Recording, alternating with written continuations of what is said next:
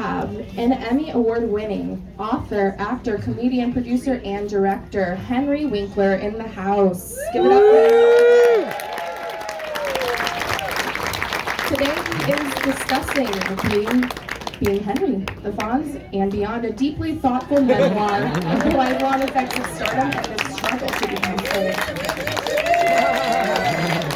So naturally, closing our tour would be a lifelong friend. We have Kit Hoover, host of Access Hollywood and Access Daily, who has been a friend for 13 years. So please give a warm welcome to Henry Winkler and Kit Hoover. Woo!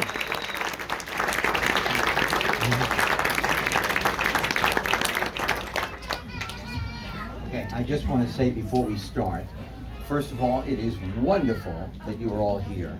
It is wonderful that you're here at this time of night in the traffic. It is wonderful that my family is here.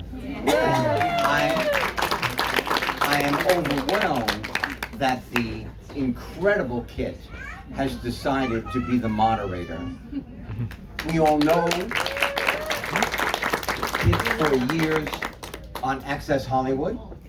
She is magnificent there. She is a good friend of ours, and that's the last thing I will say. How about you're looking at Henry Winkler? How excited are you? Look at the man, the myth, the legend. I can tell everybody he is as warm and cozy as the jackets and sweaters he wears. I'm not kidding. He's right. I met Henry 14 years ago. I was new to Hollywood. I'd come from sports, and I was nervous about meeting a celebrity. And truth be told, I had his poster on my wall. My brother and I would kick a jukebox to try to get it to play music, just like the Fonz. And so I was really nervous, and he is the kindest, sweetest person. And for me, all the accolades that you read in the book, for me, it's about his success with his family. His wife Stacy, his 3 kids, his 6 grandkids, the 3-legged dog that was his son's that he brought over and is still at the house. That's who this man is. So settle in, Henry. Let's give the people some entertainment here. Now, is this thing on? Yes. Okay. A lot of talk about your book. This is the final stop. Wait a minute. Did I show you my book? I was just wondering. I don't know y'all's favorite part, but mine, I really feel like, Henry, the book is a love letter to your wife, Stacy. It's right here on the front. I really do. You dedicate her on the front. She's sitting right there, Henry. Tell everybody about the love of your life. Okay, so when I write my children's books, I write with a partner, and I understood what it was like to write with a partner. I walk around and I talk, and then she types, Lynn Oliver, and then she has an idea, she types, I wait, and then she reads it back to me and we argue over every word. I did not know that I was going to write this book. Zoe, our wonderful daughter, is here, and her younger brother, Max, kept saying to me, Dad, you should write a book and tell your story. And I said, well, you know, I'm dyslexic. I cannot actually do that. It's an adult book, and I am intimidated. And my agent called, and I'm getting to my wife. No, you're not. Do not land the plane. So my agent called Esther, and I said, Esther, my youngest son keeps saying I should write a book, but we do have a children's book out called Detective Duck, which is for emerging readers. Thank you. I would say from the paltry applause, very few of them. So that's a great stocking stuffer for little people. But anyway, so I said, so my son keeps saying, write these stories, and then I asked about the duck, and she said, you have your phone with you? I said, I do. All right, I'm gonna call you back. And 2 hours later, she called back. Here's the deal. This is when it's due. And like my life, I can talk myself out of anything. I don't believe I can do much, and that is, it's true. And all of a sudden, here I am. Okay, I have a deal, and I'm now going to do it. And I didn't realize I had to fly my writing partner on this book, Jim, from the East. I had to fly him out here twice. And he sat on my couch. We talked for 70 hours. I just want to say the man is a fresser. This man could eat with 3 meals a day and like courses. They were not just like a sandwich. And then all of a sudden we massaged this and sent it back and forth, and it became a book. And he said, you know, I'm going to interview your wife, Stacy. And here it comes. And that's it. That's all I'm going to say. It's not true. It's not true. I have to go home. No. So I'm going to interview Stacy, and he put Stacy in the book. And then I read the book on tape. Most actors read a book in 2 hours, sometimes a day. I was allotted 100 hours because they know how dyslexic I am. And then they said, instead of an actress, would Stacy do it? And she had never done it before. She walked right into the studio, recorded her part on it. Now we have been married for 45 years. And in Hollywood, time's out by 7. It's unbelievable. I say, people say, so how do you do it? Separate homes.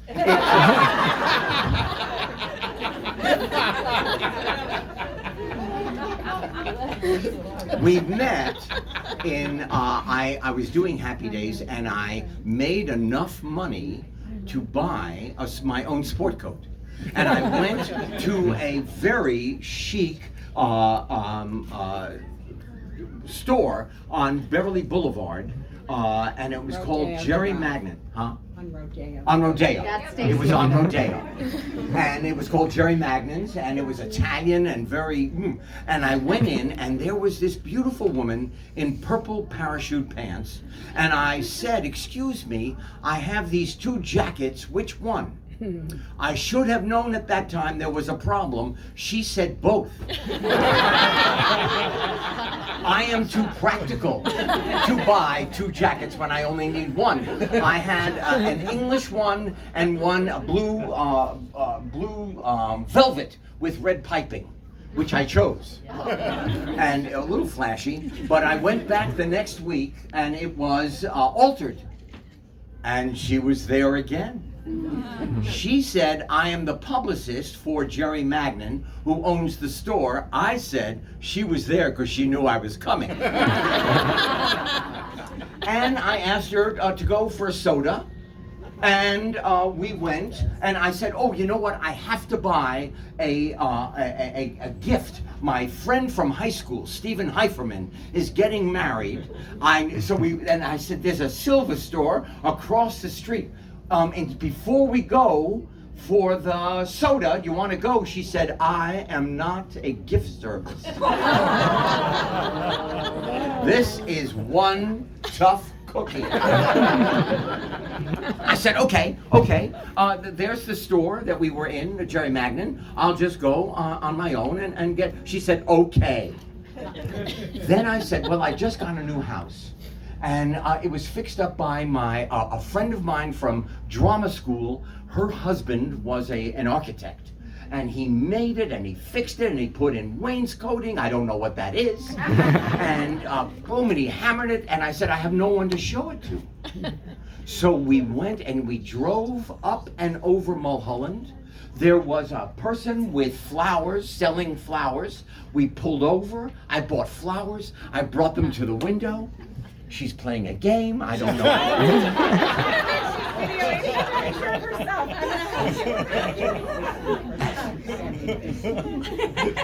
She's you guys in the back, I wish you could see his family up front. Continue. Okay, All right, so we buy the flowers, I put them in the window, we go. Now, little did I know that she called her mother and said, "This is where I'm going. If anything happens, you know where I am." And we went to the house, we talked, she had a date, she had to go. We talked about, she said, "You should buy Ordinary People," the book, and do it as a movie. And she also liked Huey Lewis and the News. I did not know Huey Lewis and the News. The next morning, I'm going to a friend's house. I go into the garage, I open my car, and in the front seat is Ordinary People and a vinyl recording of Huey Lewis. How did she get in my car? I would like to know. She said her clicker worked on my garage. I then call her. And I am so excited. I'm like swooning. And it's busy. I call, 10 minutes later, I call her. I'm swooning. It's busy. For 24 hours, every 10 minutes, I called her. It was busy. Finally, she picked up, and we went out on our first date. Wow. I'd like to tell a full story. I'm carried the lead too, because this was at the height of Happy Days. It was. It's not like you're some unknown actor, and Stacy just saw you for you. Yes, I was a candle on her son's cake. He was 4. Yep. Jed. I was a candle a few months before I met Stacy. And I picked her up. I bought the first Audi, the first iteration of Audi. Can I just say it didn't work? I eventually used it as a planter. But we went to the movies in Westwood, and we went to the big Fox Theater. And I said, "You know what? It is way better if we sit in the back of the audience." She said, "Why?" I said, no, it's better if we sit in, trust me, if we sit in the back. She said, "Why?" I said, "Okay." We went and we sat in the middle of the theater, and the entire theater stood up and came over to say hello. She turned to me and she said, "Oh." She's been keeping you honest ever since with great stuff like that. I love, Henry, thinking about your trajectory. We're talking backstage. Everybody knows you from Happy Days or as an author.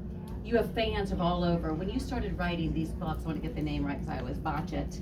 Hank Zipser. Right. Hank Zipser. Right. You grew up, great fan out there, and as a mother myself.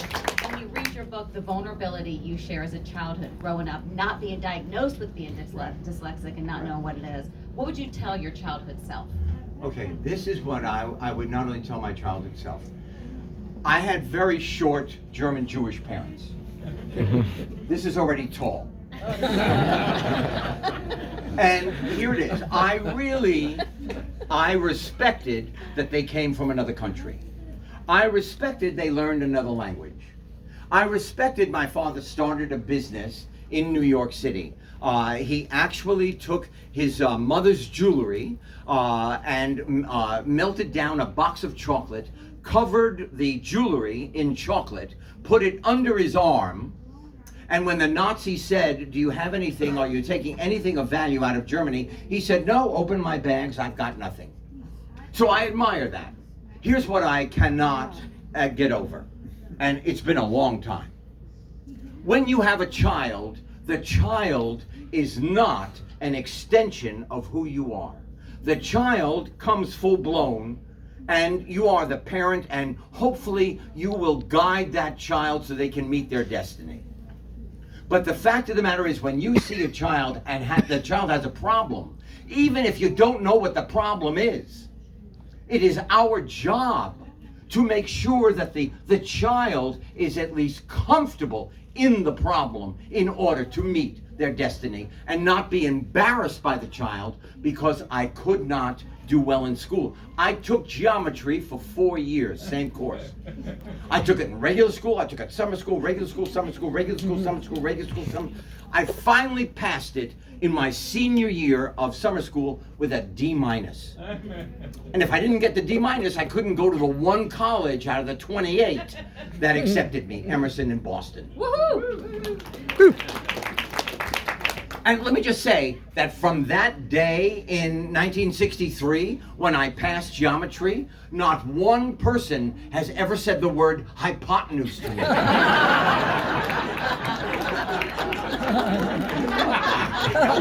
They get it. So one of the things I learned along the way is that children have got to learn how they learn, and we teach them how they learn, not what we think they should learn. So tell them how your books are specifically written for any child with dyslexia.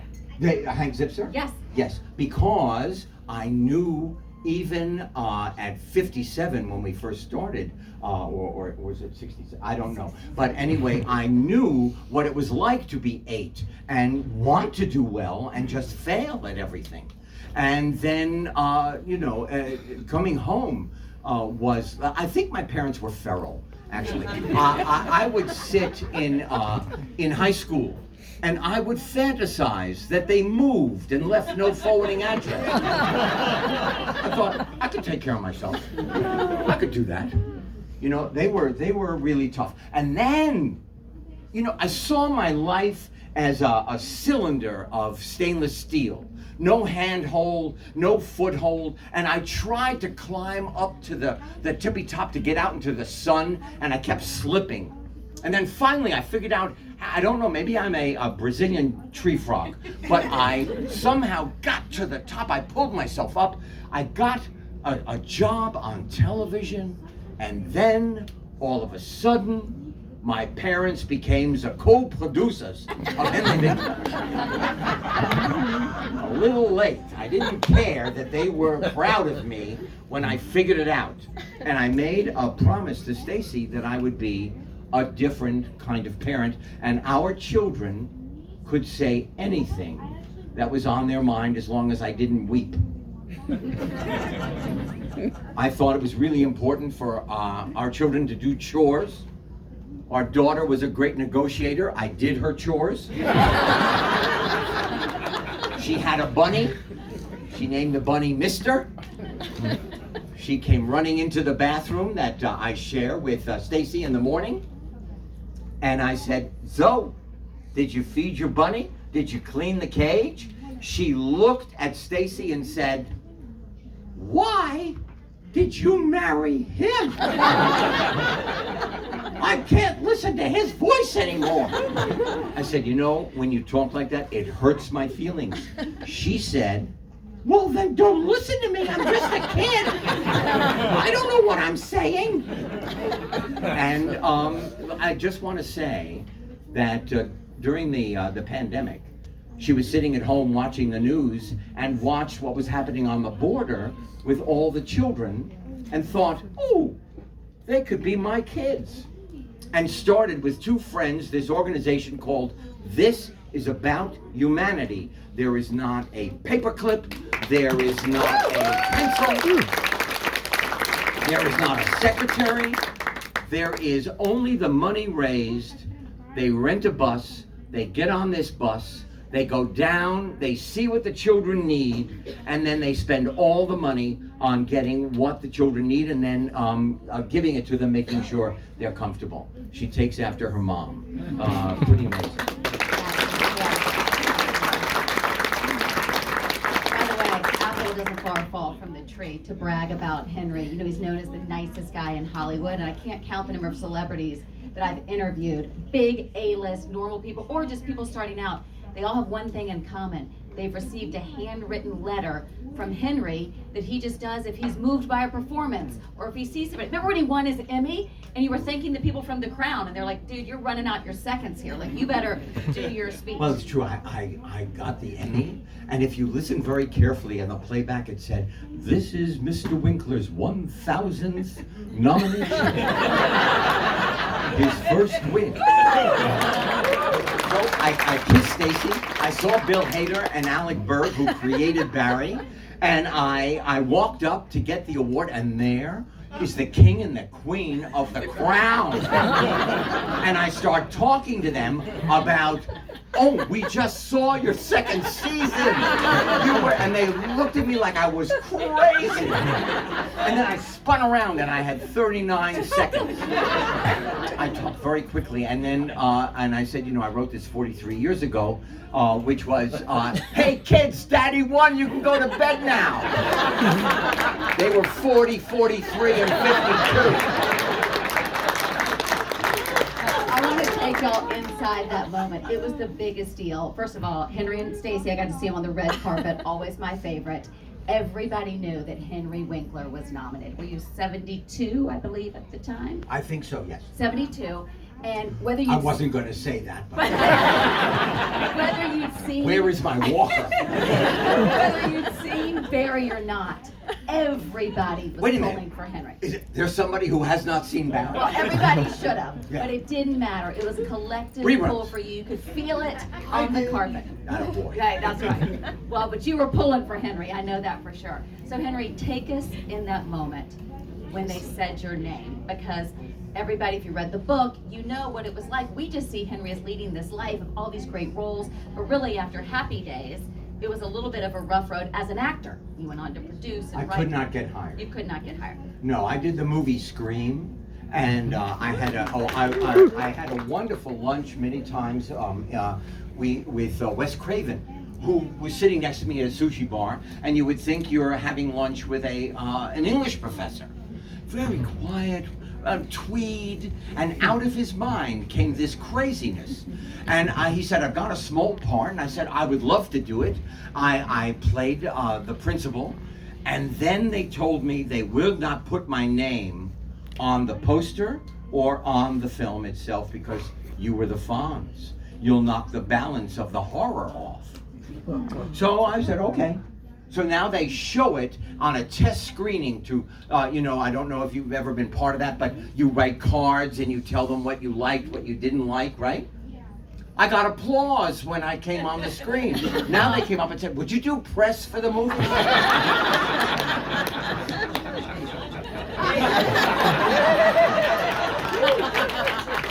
He went on to many great roles, but coming off the Fonz proved hard because everybody loved the Fonz. Before we move forward then, let's go back. Just take us inside Happy Days.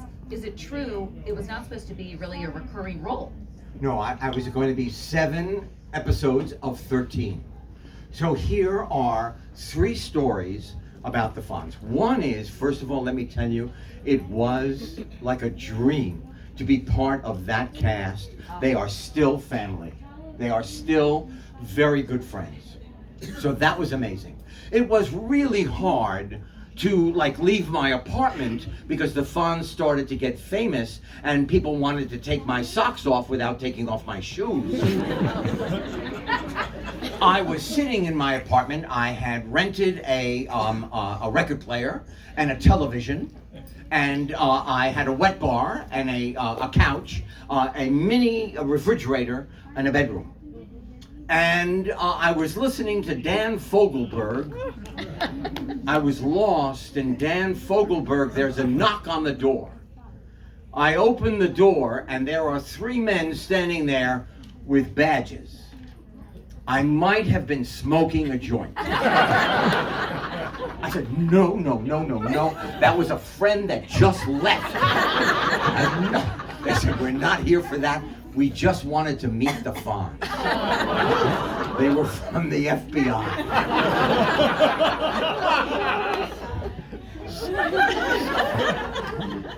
I speak publicly sometimes, and I went and I took pictures, and a father said, hey, would you take a picture with my son?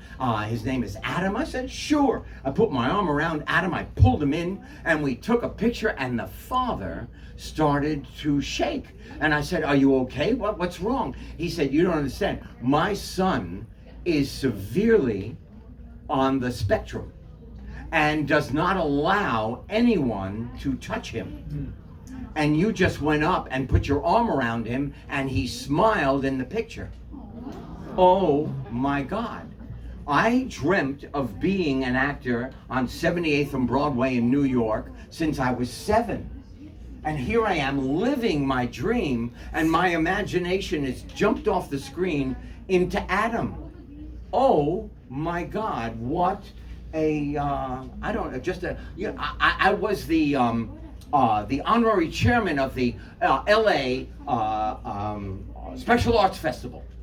And I'm walking through now, all these kids are mentally or physically challenged, but they're all artists. And I'm walking through and a little girl goes, "Fonz," and I turn around, her mother is like dissolved in tears. And I said, well, "Are you okay? What is wrong?" And she said, "My daughter just spoke her first word. She's 7. Wow. Oh my God. That is what it is like being the Fonz. What I will tell you now, here is a tip. Do not snap your fingers at women. You mentioned the cast. Oh gosh, what a great cast. That's a good tip to know. Share with everybody how close you still are with Ron Howard and what a special relationship that is. So, Ron Howard was 18. I was 27 when I got the Fonz. And I'm from the Yale School of Drama, you know, an Eastern actor. And I'm doing these jokes and I can't make them work. And I'm smashing my script. And this little guy, red hair and big ears. And he puts his arm around me. He walks me to the back of stage 19. Stage 24 at that time. And he said, "You know, the writers are working as hard as they can. I wouldn't hit my script." I said, "Ron, I would not hit my script again as long as I live." And one of our writers, Fred Fox, is here tonight. Oh.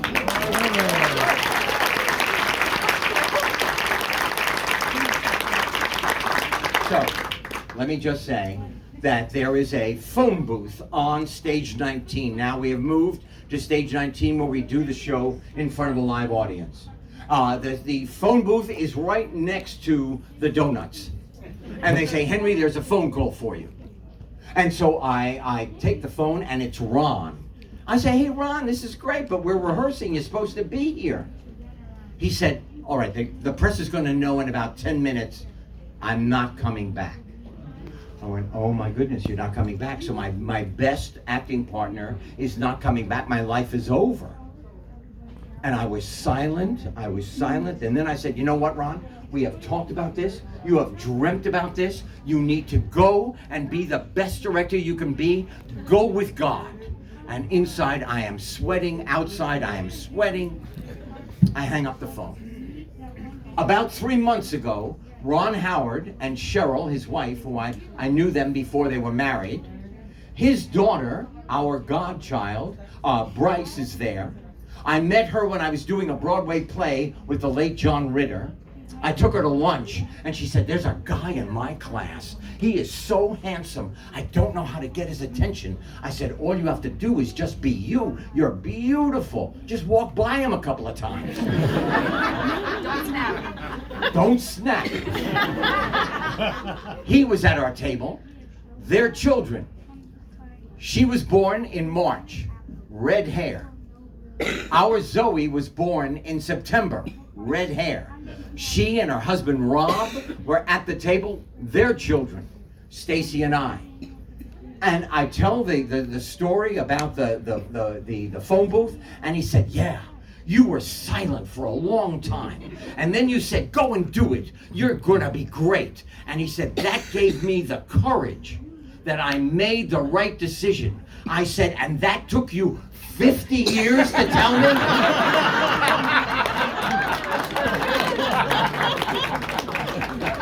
So everybody knows Happy Days went on for 10 years. What a decade. Incredible.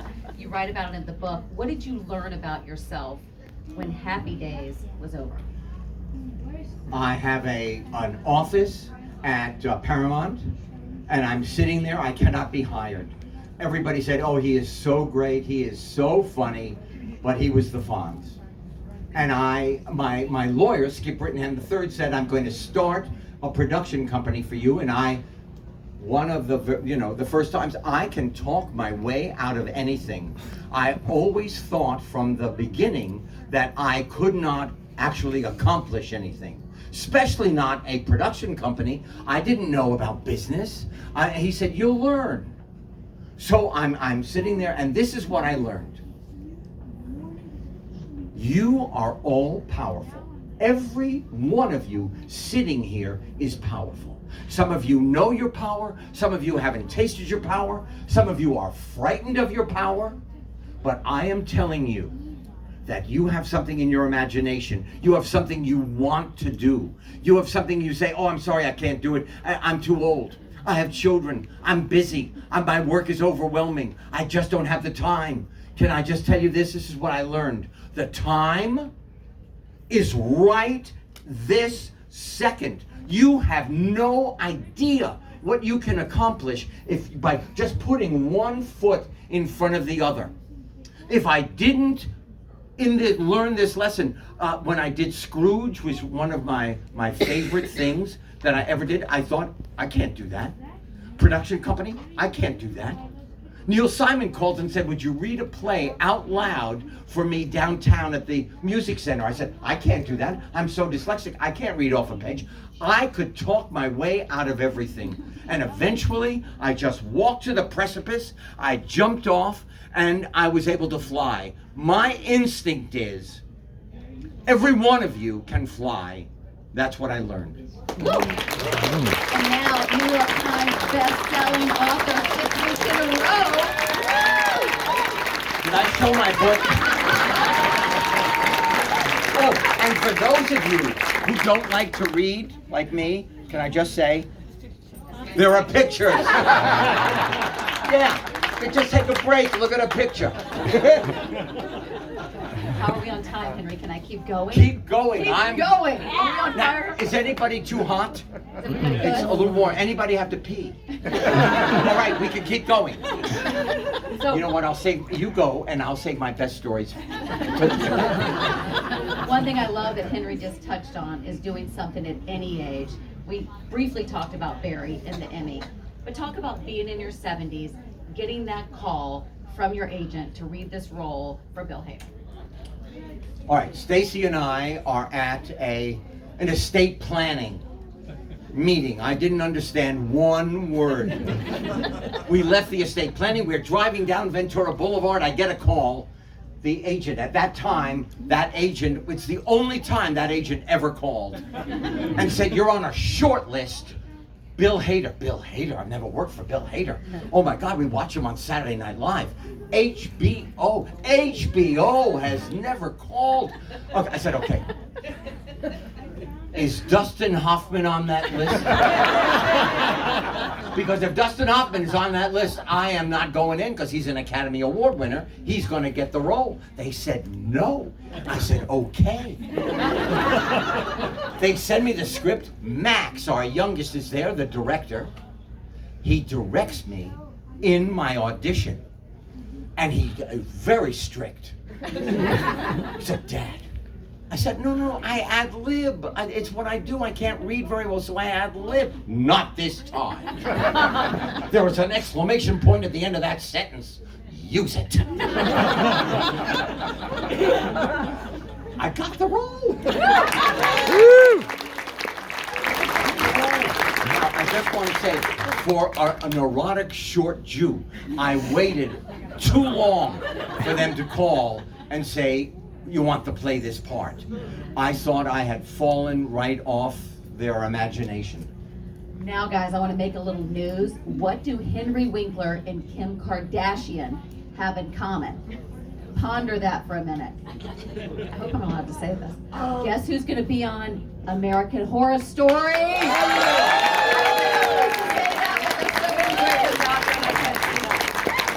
It's not just American Horror Stories.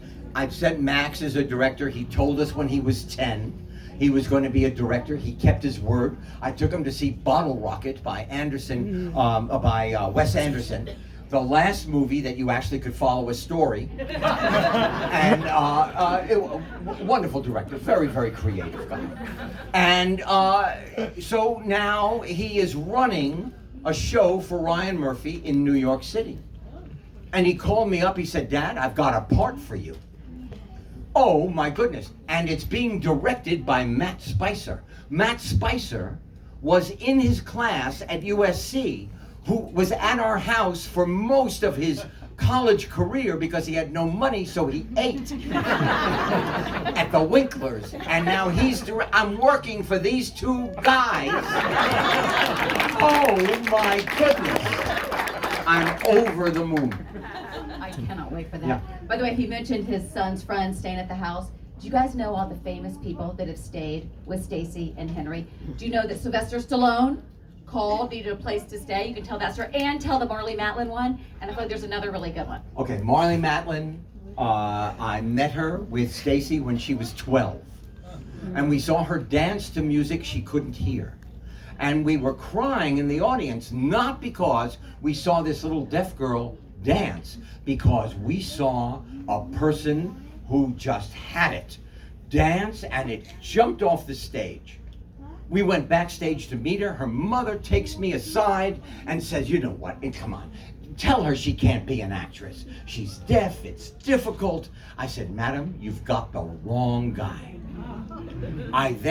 She comes to my office when she's 14 to visit her aunt and uncle. They say the same thing, I say the same thing.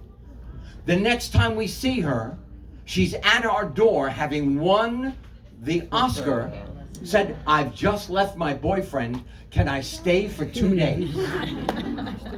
Stacy and I said, of course, 2 days. What? 2 years later, she's like our second daughter. I did The Lords of Flatbush before I came out here. Thank you. And Sylvester Stallone, now, you know, he talks out of the side of his mouth and he plays tough guy. He looks at the people on the street. He said, hey, what are you looking at? I'm going to eat you for breakfast. I said, you probably don't want to do that. He's probably chewy. He drives out here and his car breaks down. And he calls me up and says, you got to come pick me up. He's with his first wife and a bull mastiff that takes up the entire back seat of his car. You cannot get anything outside of that back seat if you're not wearing a snorkel, because there is so much drool. I drive him to his apartment that he rented sight unseen off of Sunset Boulevard. And then he said, you know, I got a script, and I take the script to ABC. And I said, you know, would you just look at this? Now, I've got a little juice because I'm the Fonz. The Fonz is doing very nicely. The show is doing great. And they buy it. And I go to Sly. I said, here's the good news. Here's the money. They bought it. Okay, the bad news. They want to replace you as the writer. He said, oh, Henry, don't let them do that to me. I went back to ABC. And I said, here's the money back. I need the script. They said, we don't do that. I said, I know that. I know you don't do that, but there's always a first time. Here's the money. Let me have that script. No, really, I really need the script. And because I was the Fonz and they said, okay. I went back, I gave it to Sly. 2 years later, Rocky. Oh, yeah. ABC. Missed the boat on that one. Okay, wait, they're giving us the hook, but there's one more thing. You want to tell everybody about Katharine Hepburn, and then we're going to get to some quick wrap. I was in Katharine Hepburn's last movie called One Christmas. I was horrible. What? I was. My son makes fun of me in that movie. But Katharine Hepburn, I held her lines on a cardboard across my chest as we did the scenes together, but I was in a movie with Katharine Hepburn. Keep wrapping me, and I just keep going. So let's just keep going here. Okay, Henry, a couple of quick things. Yes. Favorite concert? Okay, favorite concert. All right, I love music. I need music. I cannot make music. One of my dreams is I wish I could sing. Stacy and I went to see Brandi Carlile. Okay, and we saw her at the Bowl. Now, this is my second time. I cannot leave the venue without hugging Brandi Carlile. She has friends with her. Annie Lennox, I never heard her live, is singing on stage with such power. My hair is moving. And then the entire stage turns around, and sitting on a throne is Joni Mitchell. Wow. We go backstage. I hug Brandi Carlile. And in the next room, I see Joni Mitchell. And I went up and I said, hello, my name is Henry Winkler. She said, I know who you are. And then I introduced Stacy. I said, this is my wife, Stacy. She said, oh, so you're the one who married the father. By the way, speaking of music, it was the Golden Globes red carpet because Lady Gaga was nominated for A Star Is Born. She literally tackled me out of the way to come meet you, and there was all this. He's great friends with Lady Gaga. I think that's really cool. Well, I have a picture with her. Well, she was raving about him. Okay. Favorite sporting event? Okay, oh, well, so I'm on the Rich Eisen show, and he is a sports announcer, a sports radio person, and Zoom and television. He's a sports person. And I go there, and I'm doing the 4th season of Barry. I'm promoting Barry, the 4th season, and I just blurt out, I said, hey, do you know Patrick Mahomes? And he starts laughing. He said, yes, I do. He said, why? I said, the way he plays with such improvisation, with such joy, I just love him. He plays that for Patrick. Patrick invites me to come to see him at SoFi Stadium. I'm able to take my son-in-law and my 2 sons, Jed and Max. And I'm invited. I have to leave my son-in-law and Max and Jed in the box, but I go down on the field and I'm just standing there. And all of a sudden, after the practice before the game, this behemoth comes running at me with a smile. And he says, I have a surprise for you.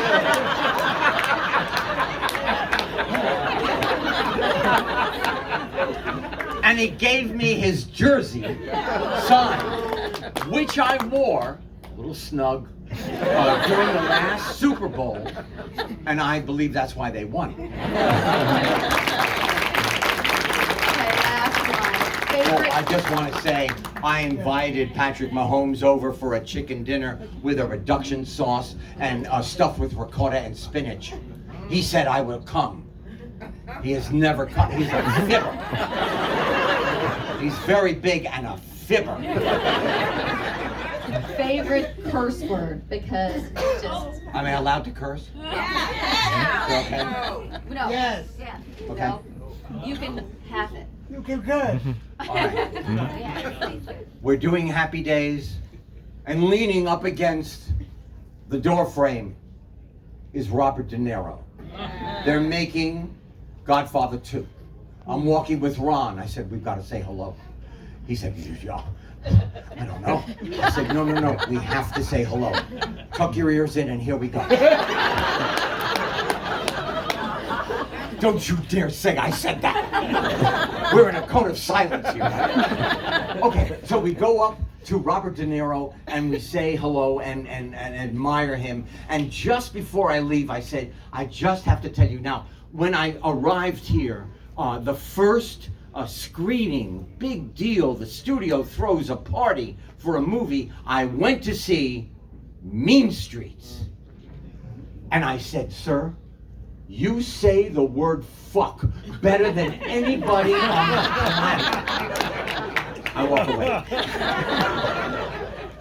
40 years later, he's in The Intern.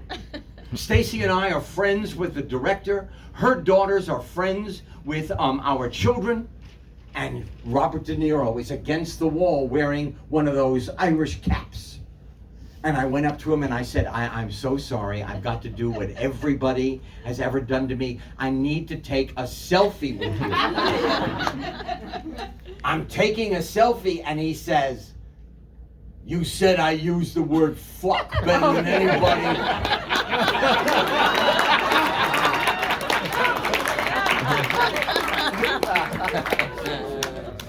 I was thrilled. I think it's the mic drop on that one. I want you to hear the De Niro story. Guys, thank you so much.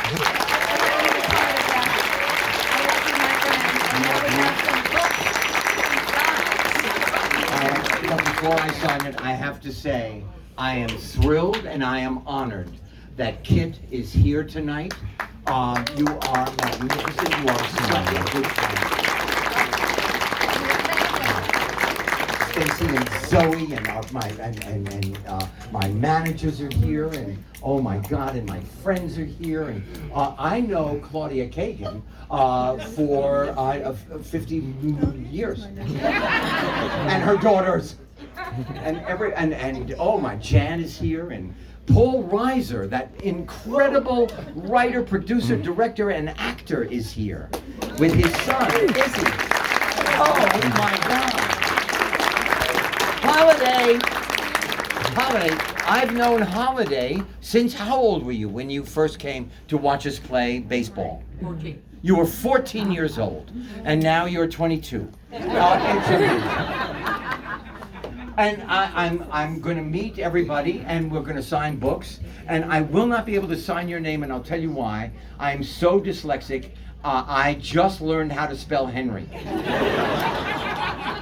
I could not read my children books before they went to bed, so Stacy read them and I acted them out. That was my job. You know? What? You want me to say something? No, I just wanted you to look at that lady right there. Right there? Your publisher. No. That's Rachel? Oh, Rachel. Hi, Rachel.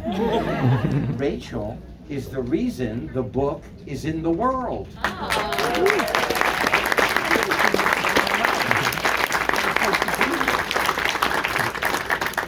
I will tell you, I'll just leave you with this one story. We are going to the Dodger game. I'm not a big baseball, but I was given the tickets. I'm driving the children, and before we leave, I walk into Zoe's room, and I said, Zoe, come on, can't you put some of that clothing back on a hanger? Let's make a deal before we go. She looked me right in the eye and said, yes. We go to the game. They put my picture on Diamond Vision. 55,000 people are chanting, Henry, Henry, Fonzie, Fonzie. She said, Dad, do you hear them? I said, no, I'm a mirage. What do you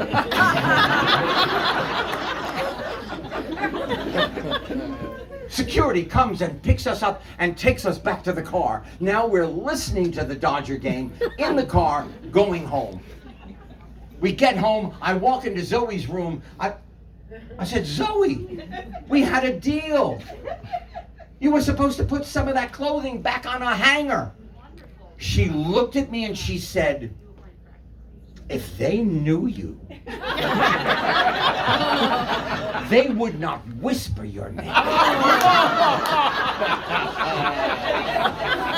I will never chant your name.